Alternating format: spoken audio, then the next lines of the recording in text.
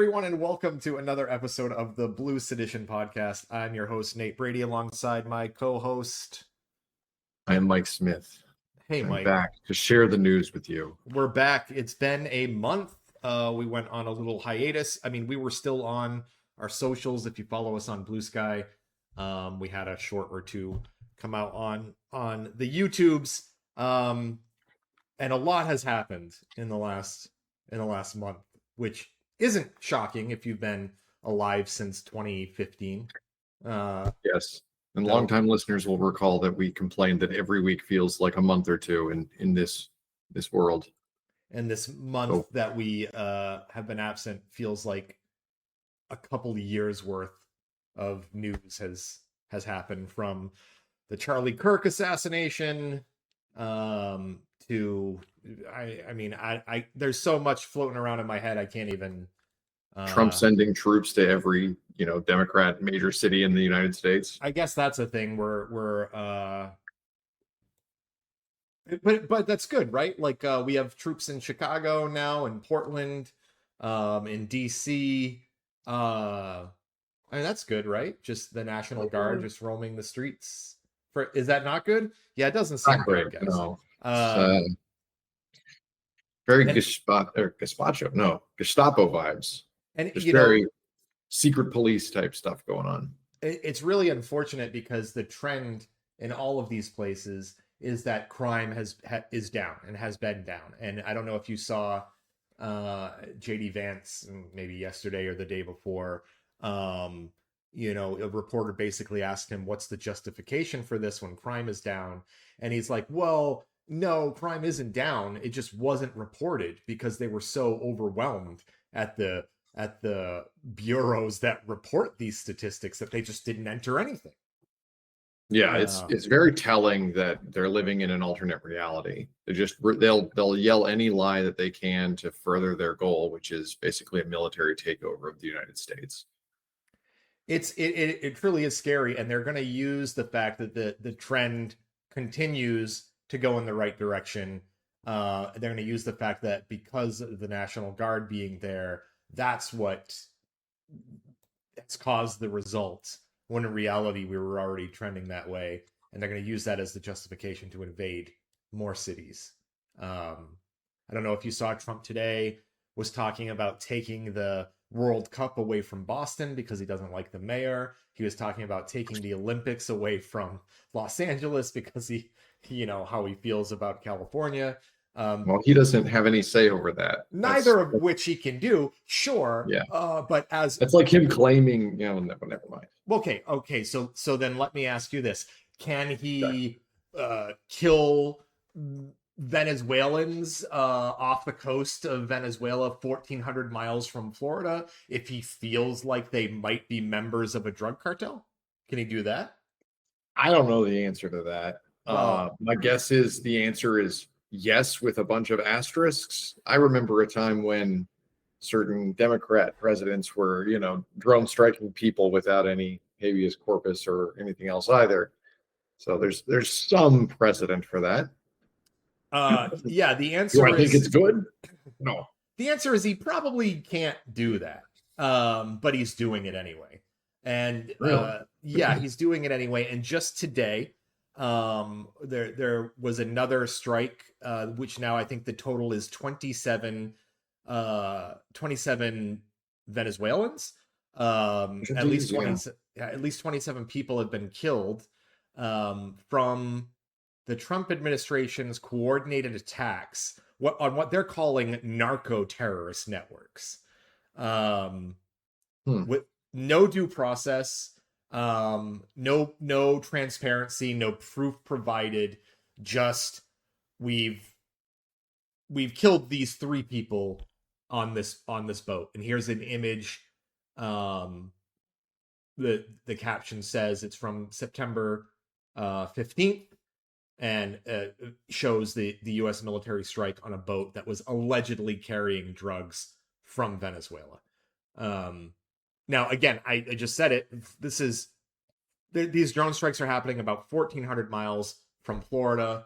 For some context, right? Like Nebraska is 1,600 miles from Florida. I mean, this stuff isn't happening that far away, and it's scary that they're not providing any proof. Even okay, let's play devil's advocate, Mike. Okay, Right. Right. there's a couple of kilos of fentanyl in the back of that boat there that we can see in the image here. And we don't know where the boat is headed. Maybe they're going to another country in South America. We don't know what's happening here. But let's say there is proof that there's fentanyl in the back of that boat. Right. So he's got the intel on it. Right. So drone strike and set everyone on fire in the boat. Is that correct? Is that I think that seems like a heavy hand.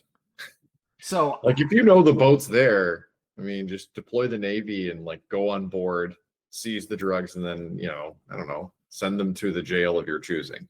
Right? Now, They're committing that kind of crime. I mean, it certainly seems like a better use of our armed forces, to maybe given that they had jurisdiction, investigate something like this, or do as you said, intercept the boat, verify that they have on board what you believe the intel is saying that they have, instead of maybe sending troops to DC where they're getting sandwiches thrown at them. I'm having a hard time. And of course, if you say any of this to anyone on the right, then it's like, oh, so you're okay, so you're justifying these fentanyl dealers who are killing our children or killing Americans or whatever. And that's just not how any of this works. Well, it shouldn't be, right? I mean, you want to, like I was alluding to the Obama era doing drone strikes on would-be terrorist targets Right. in the Middle East before. And like these are the same sort of circumstances, but I feel like the terms are higher, right? They're alleged, they claim to have intel proving that person X is, known terrorist, sympathizer, coordinator, conspirator, etc. And they need to perform, one of these assassinations on him because it's an eye for an eye. He's been killing people and you need to stop the killing. Whereas in this case, it's like, well, these people are transporting stuff you don't like, maybe dangerous stuff, but they're not breaking any of your laws. They're not in your water space, as far as I can tell. It's international waters, right? Well, I mean, so there's a lot of weirdness going on here where I'm like, you shouldn't be able to just kill people and say that they deserved it. And once again, we're doing the whole like, oh, I'm gonna do this, and then basically tell Congress, not even ask for forgiveness, but where we know it's supposed to be the other way around. And Right. Congressmen on both sides of the aisle have said they haven't received any evidence, physical evidence or otherwise, that there were narcotics or cargo logs or anything to verify that there were drugs aboard these vessels. Just straight drone striking them. And now I don't know about you, but I'm not sure that I trust the Kash Patels, etc. of the world to provide credible evidence that to the contrary. Basically, yeah. Well, and we're obviously not in the security spaces, so we wouldn't have this sort of information. But like, what if there's? But there's been no. Where are you getting this information? Yeah, right? You have a man on the ground and he saw them put it on the boat, or what? What are we talking about here? And I mean, sure, there can be situations like that where maybe they do, maybe they have informants, maybe they have something like that. It all goes back to, well, I mean, seems like this is something that Congress should authorize. And even if there were drugs on the boat, is this approach the just murdering everyone on a boat, murdering human beings on a boat? Right. And you could, like I said, you have the world's greatest Navy in terms of both size and manpower. Just send some boats out there, board them, and you've solved the problem. right? But I guess it's too expensive to do that is probably the rationale. So that we need to go now. We can get a drone up there in 15 minutes. It's going to take a week to get, some cruisers out to intercept them.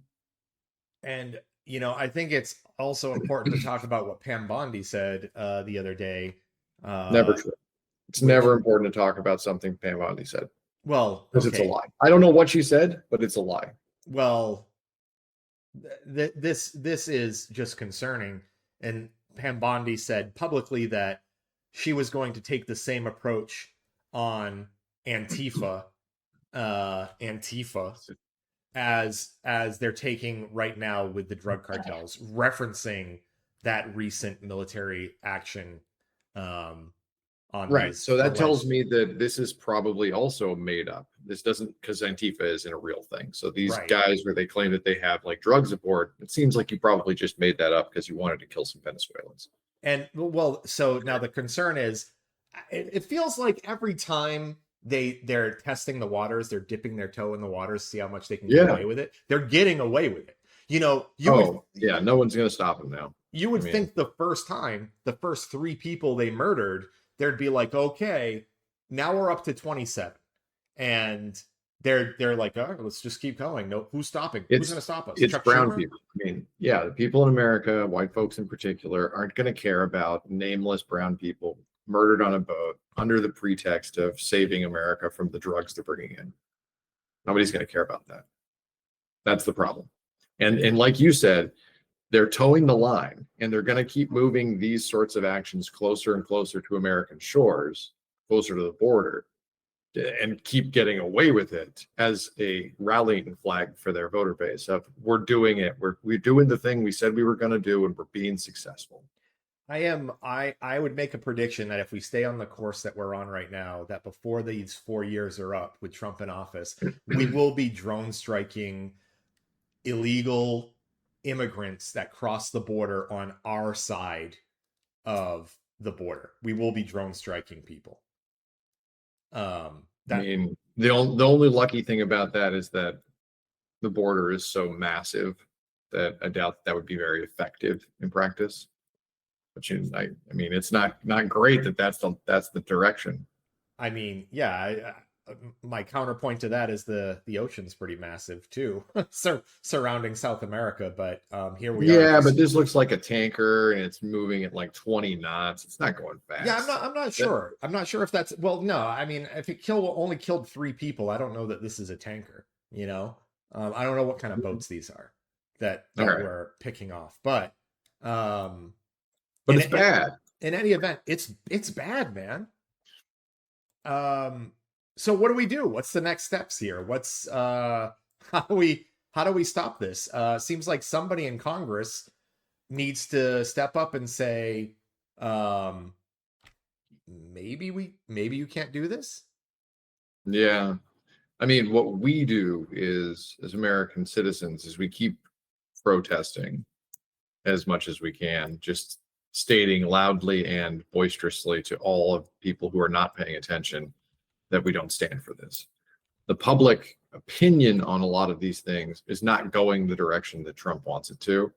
He's losing a lot of favorability even from his base because of these peaceful protests and the way ICE is treating them. Pam Bondi, again, will get up and say, these people are violent and blah, blah, blah. But then videos come out of, ICE details shooting pastors in the head with pepper bullets. And they're like, the optics aren't good for the Trump admin. And he's losing the war on opinion.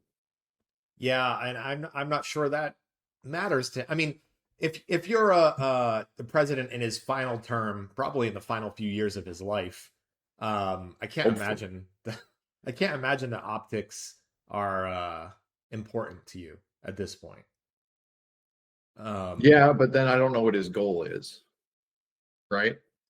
Most people, know what their goal is. When Trump was younger, you knew his goal was money and power. If he knows he's in the last few years of his life, is his goal still money and power? No, I think his goals are proxied through Project 2025, right? I think it's what Stephen Miller. So he got his money and power, and now he's towing the party line, as it were. He's listening to people like Stephen Miller who want to do everything they can to eliminate brown people, immigrants, etc. from the American way of life.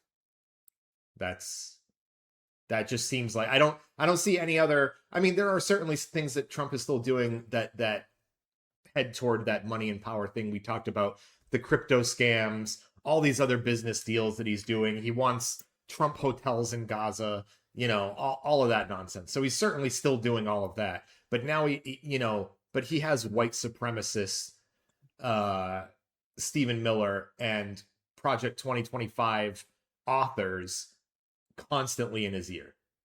Right. So I think and that Fox News on his TV. Yeah, exactly that. So I don't see this going. I don't see this ending anytime soon. A resolution on to limit his power under the War Powers Resolution. I don't think that passed. I think that they attempted that earlier, a couple of weeks ago. But I don't know. The government shut down. Congress is gone. The government shut down. Again, this is, we should talk about the government shutdown for sure. They've been trying to get every portion of the government that does any sort of outreach or messaging with the public to blame it on the Democrats, and thus far it has been ineffective. Right. So again, he's losing the optics battle on many fronts, and I don't see his goals as being sustainable without public support. Given that the government is shut down and so many people are not receiving paychecks or will receive back pay, you're only going to get people working for you on the promise of you will get paid again someday for so long. And so, I mean, there's a lot of soft political science going on that they're losing ground on. Yeah, I mean, I'd like to I want to believe that we're going to hold on to democracy for another couple of years, and we're going to have some votes, and this optics stuff is going to matter. But I have to admit, it's a bit dark at the moment. So I'm gonna ground you. I'm gonna take that position. I'm gonna say we're gonna have some elections, and I think the optics will matter. I think we're definitely gonna have midterm elections. I think my worry is Democrats aren't going to take back the House. I'm seeing some real dumb moves. In fact, why don't we just go What kind of dumb moves, Nate? Why don't we just kind of dumb moves? Why don't you just tell me what kind of dumb moves? Why don't we just go right into it? Into our next story. Janet Mills. Thought she died. Now listen, I think I'm not from Maine. Okay. I don't know much about Maine politics. I know I think we even played the video a couple of months ago where Janet Mills retorted to Trump, standing up to him and said, "I'll see you in court." Hey, great. That's awesome. Janet Mills is 77 years old. Okay. Okay. She would be 79 years old at the time she would be sworn in to the Senate should she defeat Susan Collins and win the Maine Senate race. Right. Is she the right is that really the right choice? Well, Senate seat when won gets you 6 years as a senator. So that would make her 83 when she'd be up for re-election. 79 plus 6 is 85. I thought you said 77. She's 79? She's 77 right now. She'd be 79. Yeah, she'd be 79 when she's sworn in. No, it's not the right choice. Now the right choice is Graham Plattner, the oyster farmer. He has to win. He's got the Bernie endorsement. He's got huge momentum. Polls, grassroots momentum as well. I'll point out that there's a difference between having momentum on like television or media presence versus actually having people in your state know who you are and wanting to vote for you. Absolutely. We're seeing it in Mamdani's case too. Mamdani in New York has that same thing. No energy, unlike CNN or anything. They won't put him on there. They won't put him on Fox. But everybody in New York City knows him. Everybody seems to like him. Everybody wants to vote for him. Massive energy from Mamdani. And just real quick, did you see the video of the woman that yelled at him while he was getting on his bike? And no, I didn't see that. So he's getting on his bike. He's surrounded by people. People are waving. He's getting on his bike. He's going, through downtown or wherever he is. And somebody yells, "Communist!" And he just turns and quips and he goes, "It's pronounced cyclist. It's cyclist." I very much enjoyed that. But yeah, no, Plattner has that same energy. And I am seeing him. It's probably only because of the targeted ads for me, but I'm seeing him all over my social media, Instagram and Blue Sky and whatever. Yeah. But the polling, I saw a poll a couple of weeks ago that assumed Janet Mills was going to get into the race, and head to head, it was basically even between Janet Mills and Susan Collins. And then it had Plattner beating Susan Collins like by 6 or 7 points.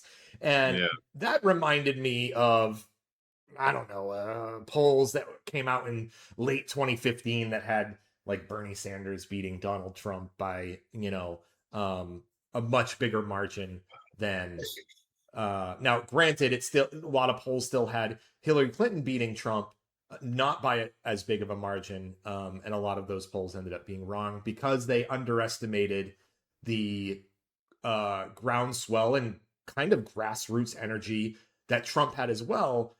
Trump also had the added benefit of CNN airing all of his rallies and all of the big media outlets talking about him all the time too, which Mamdani still has that problem. You can get on TV that. and talk at any time. I mean, he's the president now, so that's sort of understood. But man, I mean, it's something. When will traditional media learn? Sorry, legacy media.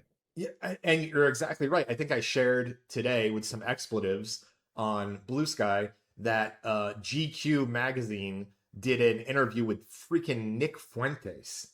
Like, does anyone in the world need to know about Nick Fuentes? Like, why are we platforming this guy? And this is the kind of stuff that CNN was doing with Trump, that you're just getting it in front of more people to have at least some people go, women shouldn't vote? It should only be people that look like me? I like what this guy's saying. Yeah. We don't need more of that. So anyway, point being, the Democratic establishment, in my opinion, continues to make the wrong decisions. And if we don't shape the hell up, the midterms are going to be scary.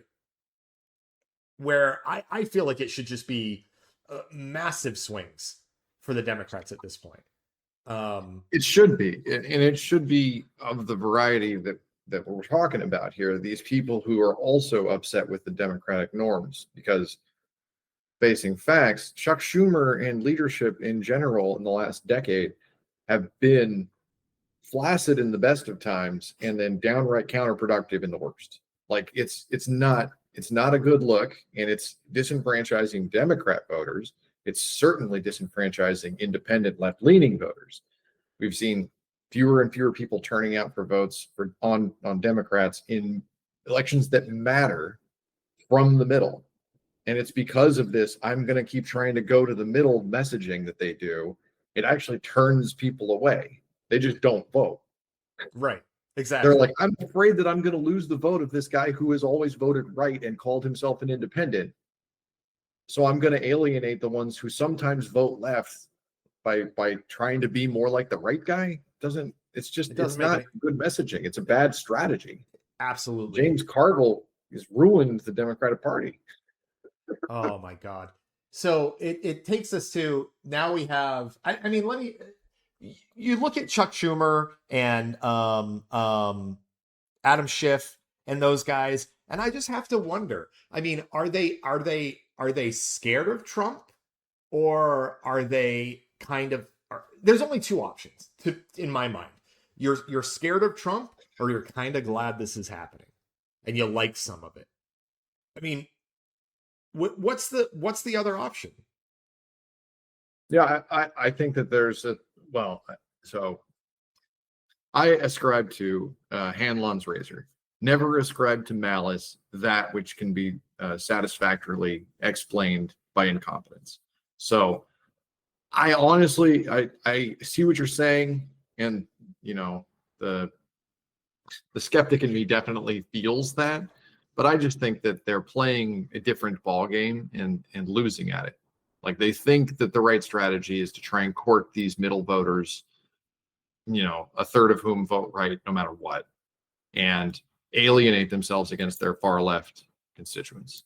So they lose votes on the far left. They don't get those votes from the middle, and then they pat themselves on the back every time they lose. And the few times they actually win, they see, I told you that this was the strategy. And they never change. You come to me with all of our research, and I open the binder, and it says, here's what's extremely popular in America. Universal health care, gun control, all of these, for lack of a better term. Let's say, well, hold on. You're talking about positions, and those positions, we understand they're not going to vote for because it's bad for business. Like that, I get. And I think that's plainly out in the open. Pelosi and Schumer and all these other guys are playing the stock markets with their insider knowledge and making a ton of money off of it. That moves them to the right. That means that their donors want them to go after those people that are center left, or even closer to the right than we are. Then the majority of Americans who believe in those policies, that healthcare for all, that gun control, free education, sure, those kinds of things. And that's where it seems to me, not malice, but in the best interest of their donors, as opposed to what's in the best interest of Americans. Because if I wanted support from American voters, my platform would be those things that are the most popular with the majority of Americans. I agree with what you're saying. Let me couch what you're saying with another thought that popped into my head, which is, we're seeing these grassroots movement candidates polling extremely well in several of these races, like this one here in Maine. Right. And I think that there's a lot of the reason for that is partially due to, it's the same messaging that Trump had in 2016. I'm not a politician. I haven't been working in the government for all my life. I'm a regular Joe like you. And here are the 6 things that I believe we should be focused on in the next Senate. Right? Like that's the simplest message you can give. And I think that resonates with a lot of disenfranchised voters who are really sick of the status quo. The incumbents that are there have failed them for the last 20, 30, 40 years. And they're like a breath of fresh air. I would gladly vote for this person. Right? I mean, and that's bad for business, right? Yeah. So like, I see why they're putting in, these geriatric Senate runners, but they're just trying to keep the doors open. I'm like, you guys gotta fold it up. You're just gonna lose all the way until we're in this fascist country that nobody gets to vote anymore. So a little bit more about Plattner, just so people know. So right now, I think I mentioned, so Plattner and Collins, there's initial ballot tests that show Plattner and Collins are tied at 38%, while Mills actually has a 5-point lead over Collins. There's another survey that was done where respondents are shown bios for each of the candidates, Plattner and Collins, and that they found that once people find out who Plattner is and his positions, he has a 14-point lead over Collins. 14 points. And that's what I'm saying is, if you get into the election season and he's got any kind of war chest, he just goes on TV and he's like, I'm not a politician. I'm trying to get these idiots. I'm an oyster farmer from Maine. You I'm know, an oyster farmer from Maine. You Yeah. probably know me, and here's what I stand for. And then like he's run gangbuster on them. And he has I don't know if you've seen any of his town halls. He's doing town halls where I think he is correctly not attacking people or like, well, immigrants are gonna steal our gerbs. And he's like, now let's listen and let's break that down. And he's doing it really well. So if I'm the Democratic Party and I care that this seat goes to a Democrat or Republican, Which they don't. which they don't. They care that it goes to an establishment Democrat versus a Republican. And if not, they're happier with the Republican than the progressive. That's the other thing pretty that I clear. think, well, that's true. But the other thing that makes me think that it has more to do with establishment versus not is that they keep making these picks. They're like, Janet Mills is sort of famous in Maine. I mean, she was governor, so she'd Right. be Yeah. well Name known recognition the state. in Maine, right? Name recognition. But again, career politician. Right. Career politician. Career. There is End a of her non-zero career swath politician. of the voter base who will see that, like those two words, and go, "Oh, I'm not voting for her." Right. There are a ton of other reasons why people won't vote for her, and there will be a ton of reasons why people will. But I think one of the things the Democrat Party in particular has difficulty with is just embracing grassroots movements because they perceive it as too risky as compared to it's a governor. The governor is going to win her own state, right? Right. And the argument of some of these people that are entrenched on the establishment side is, well, once Trump leaves, we have a lot of work to do to clean up. Listen, if we don't have people that are going to be in office that are willing to stand up and fight, there's not going to be a when Trump leaves. And what changes are you actually espousing? Like, right. How let's go to this fictional world where we're post Trump and post MAGA nonsense, and you have control of all three chambers again. What do you do? How do you improve things? Do you have any ideas? Like, can you propose some sort of are you going to enact some laws that would actually rein in the powers of the executive, which SCOTUS claims is basically, ultimate and unlimited? Right. Have you said that? You're like, he's doing these things he shouldn't be doing. And I'm like, make a law about it when you get back into power, I guess. Yeah, and you could be screaming about it right now. And I would rather have a Graham Plattner than a Chuck Schumer. I'd rather have a J.B. Pritzker. Okay, at least, I mean, again, there's plenty of reasons for progressives to not be happy with a choice like Pritzker, but he stands up, he says, "Come and get me, asshole." I believe in law and the Constitution. He literally said today, "Come and get me. I'm not afraid of you." Okay, that's not something you're going to hear from Hakeem Jeffries. That's not something you're going to hear from Chuck Schumer. Okay, that's not them. They're not the stand up and fight. If we had, 50 of those guys in the Senate, things would look a lot different right now. And we don't. So we need Graham Plattners and not trying to be ageist, but 79-year-old Janet Mills, I don't think is going to have also the energy to do what needs to be done over the next 6 years. So I think we can move on from that. You have anything else you want to say on? God, it's depressing. At the very least, I'm happy people are, attempting this fight, like willing to take on because it's challenging. You can imagine trying to be a grassroots person who's just sick enough that you've decided you're going to run for Congress and then actually get some traction with the people around you, get some donations going, and actually start a platform that you're, speaking toward. It's crazy. I love it, but it's hard. Yeah. I think we can briefly touch on another story that something decent came out of the Supreme Court today, where they rejected to look at Alex Jones' appeal on his $1.4 billion verdict to the Sandy Hook families.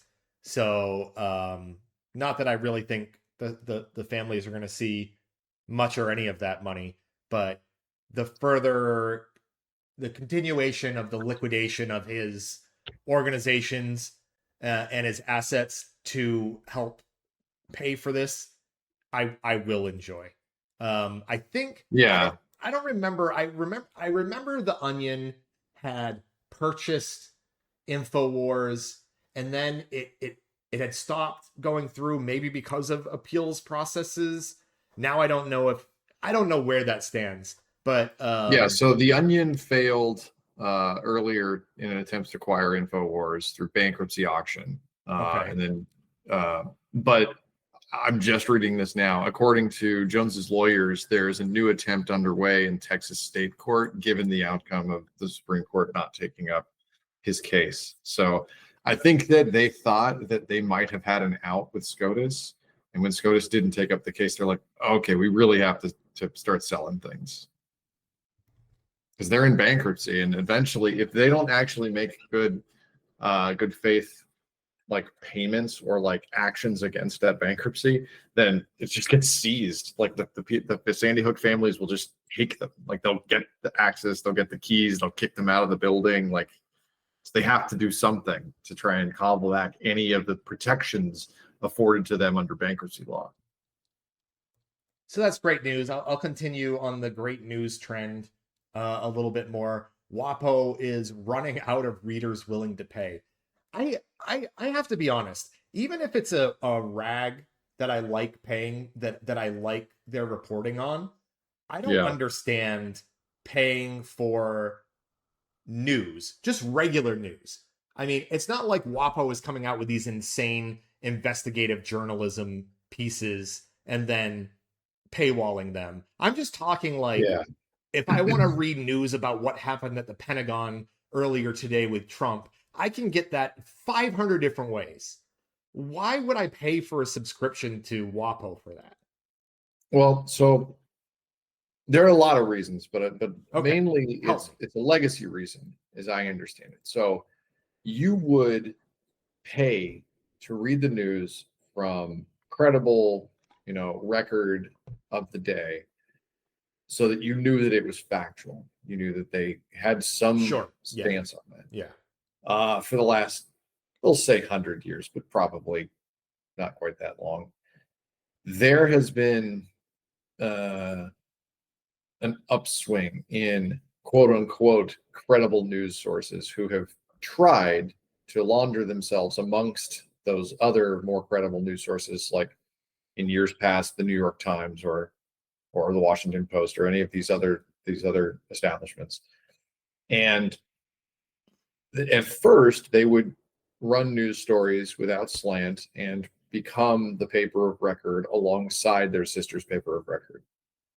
And in, I would say, the last 40 years, the masks have come off many of those who actually are wolves in sheep's clothing and started slanting all their articles to, let's say, not report fact as fact and throw opinion mixed in with fact to try and sway their readers one way or the other.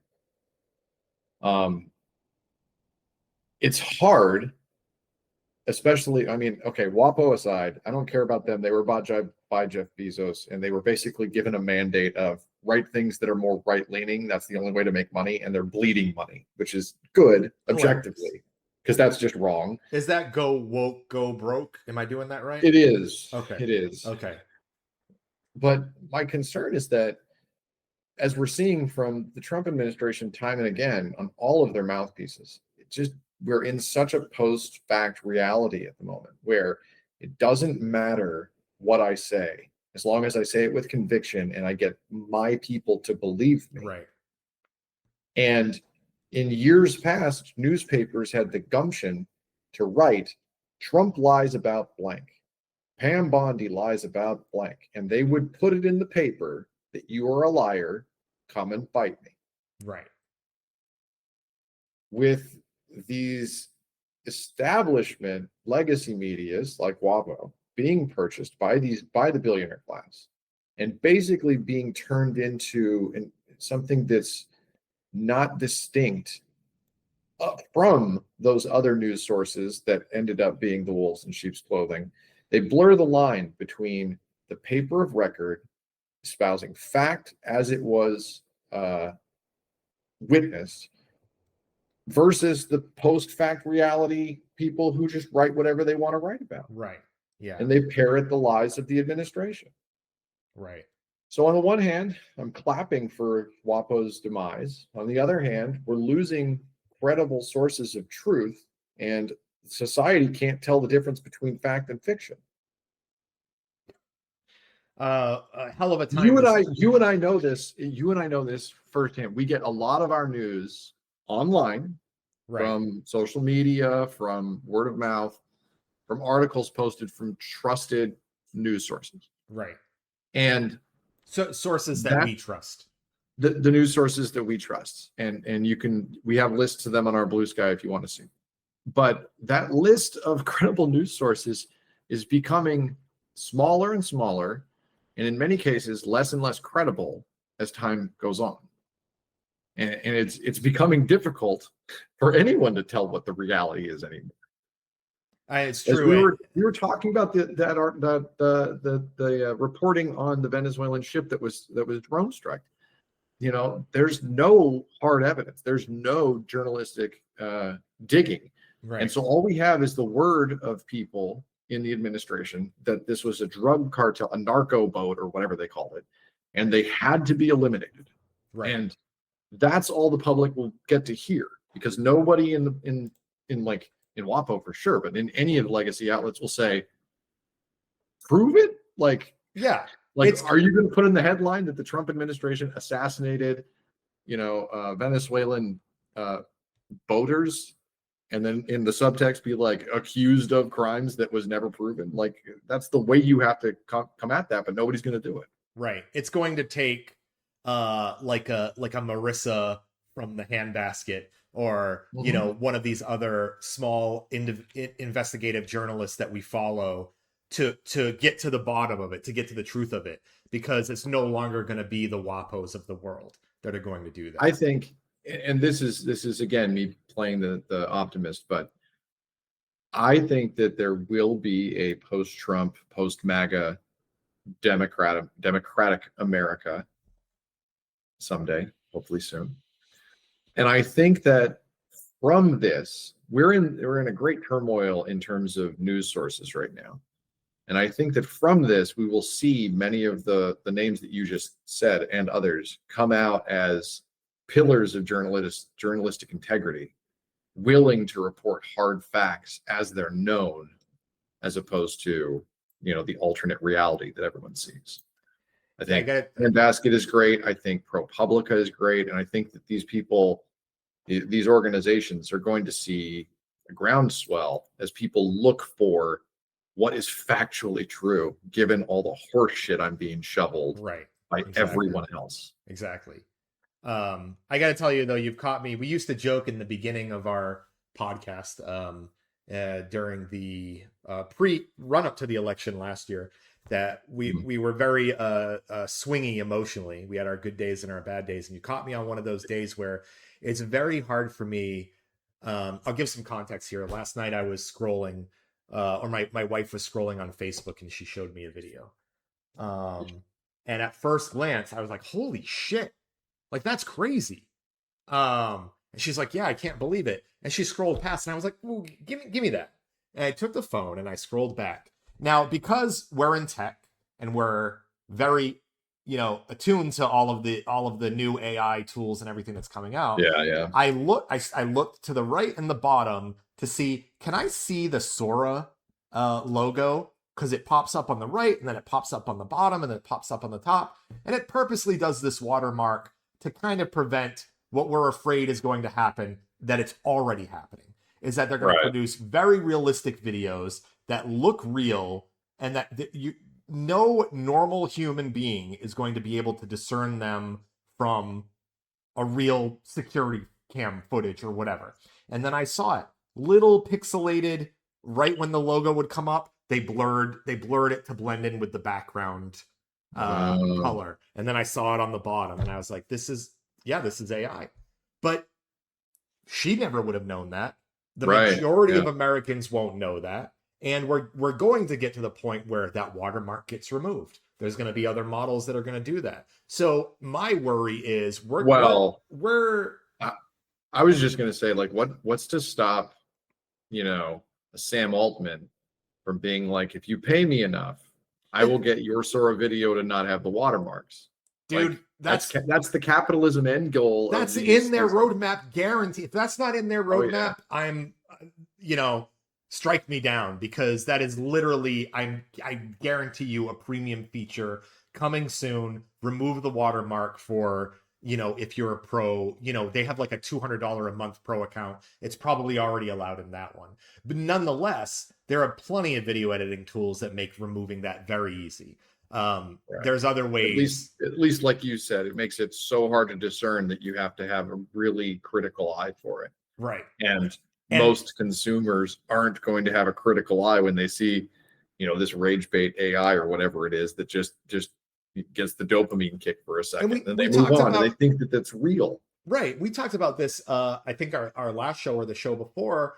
We're only like a year or so, man, a couple of years into like the jokey Will Smith eating spaghetti looked ridiculous Yeah. to literally, I mean, it's hard for me to know whether it's AI or not. And I work in the space.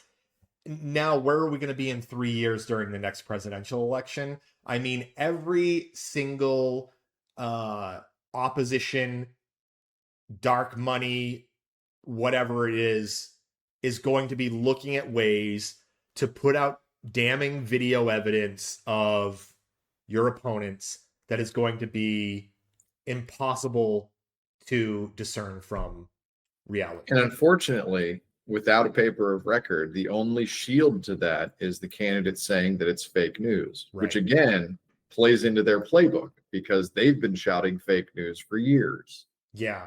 I think there But is only about real news. I forget who it is. There's somebody that we follow. It might be Matt Novak. It's one of those people is currently calling out like if an AI video goes very popular or goes viral either on Blue Sky or on Twitter or whatever, and he'll repost it and say, this is AI. This is how you can tell. I think there is an opening for somebody to create the kind of record of, hey, this is an AI video. What's the Snopes, basically the Snopes of videos. I think that there's a space for that right now, but I think we're only we're less than a year away from even experts not even being able to tell that a video and we have a latency problem. What we have is people consuming things as they're being released because that's how virality works, right? Right. And by the time an expert reviews it, it's old news and nobody cares. It's too late. And you're never going to get through to somebody who believes that was a real thing. Right. I mean, that's already in your head. That's already affecting your decisions. It's nothing's going to change that. Yeah, it's like Mandela, except it's happening on the minute scale as opposed to decades. I mean, literally. And we just talked about at the beginning of this episode how the news cycle is moving so fast that the only way to keep up with it is consume and move on. Consume, quick reaction, move on.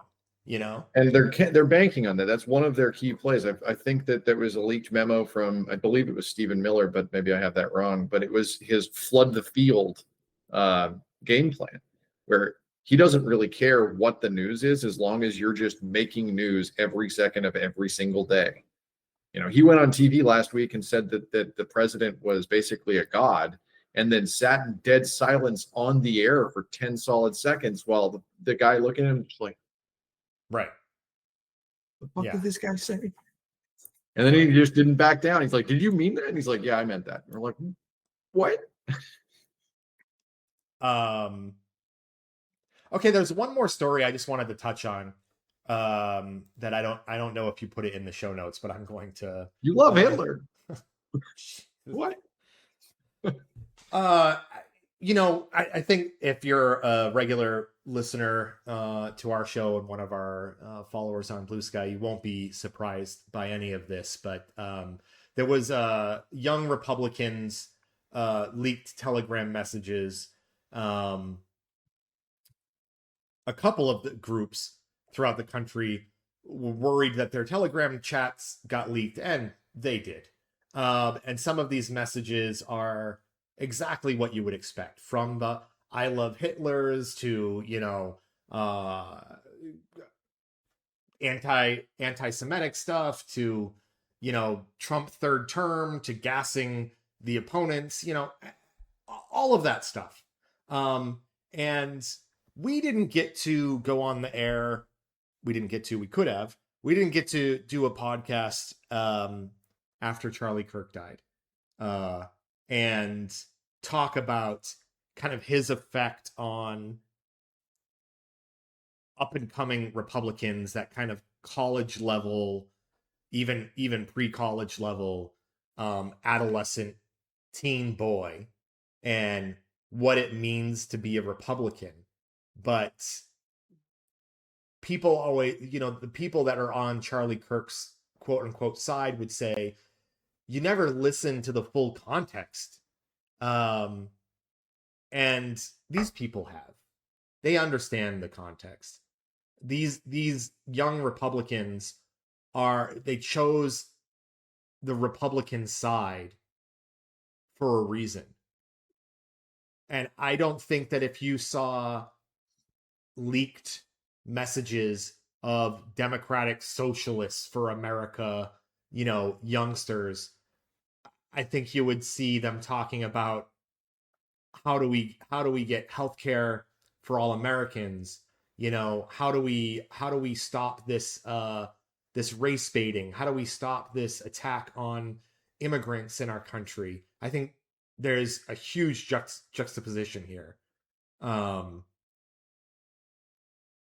don't know where else to go with that other than this is super disturbing. Yeah, I mean it's your classic right-wing bloggy type stuff. Like I think of all of the 4chan editorials I've read over about 4chan, or that sort of groupthink. Sure. And it's not really surprising to me. Yeah, I mean, yeah, of course I wasn't surprised by any of this, but I just wanted to point out that when we talk about